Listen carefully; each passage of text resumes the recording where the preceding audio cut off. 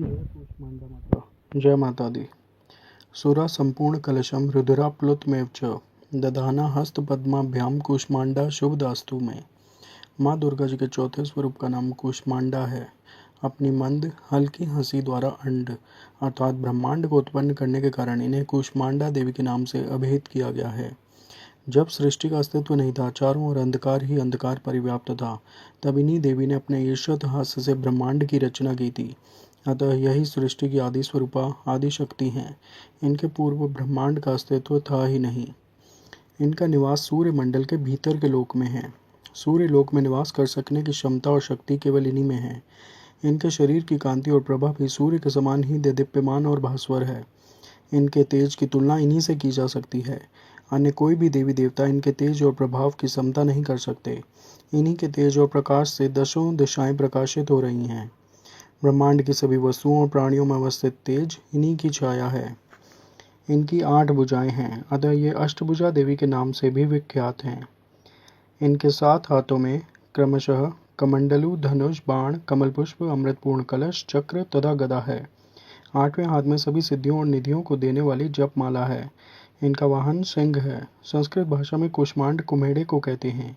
बलियों में कुम्हेड़े की बलि इन्हें सर्वाधिक प्रिय है। इस कारण से भी ये कूष्मांडा कही जाती हैं।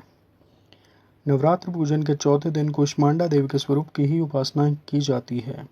इस दिन साधक का मन अनाहत चक्र में अवस्थित होता है। अतः इस दिन उसे अत्यंत पवित्र और अचंचल मन से कूष्मांडा देवी के स्वरूप को ध्यान में रखकर पूजा उपासना के कार्य में लगना चाहिए। माँ कूष्मांडा की उपासना से भक्तों के समस्त रोग शोक विनष्ट हो जाते हैं। इनकी भक्ति से आयु, यश, बल और आरोग्य की वृद्धि होती है। माँ कूष्मांडा अत्यल्प सेवा और भक्ति से भी प्रसन्न होने वाली हैं। यदि मनुष्य सच्चे हृदय से इनका शरणागत बन जाए तो फिर उसे अत्यंत सुगमता से परम पद की प्राप्ति हो सकती है। हमें चाहिए कि हमें शास्त्रों पुराणों में वर्णित विधि विधान के अनुसार माँ दुर्गा की उपासना और भक्ति के मार्ग पर अहर्निश अग्रसर हों। माँ के भक्ति मार्ग पर कुछ ही कदम आगे बढ़ने पर भक्त साधक को अपनी उनकी कृपा का सूक्ष्म अनुभव होने लगता है। यह दुख स्वरूप संसार उसके लिए अत्यंत सुखद और सुगम बन जाता है। माँ की उपासना मनुष्य को सहज भाव से भव सागर से पार उतारने के लिए सर्वाधिक सुगम और श्रेयस्कर मार्ग है।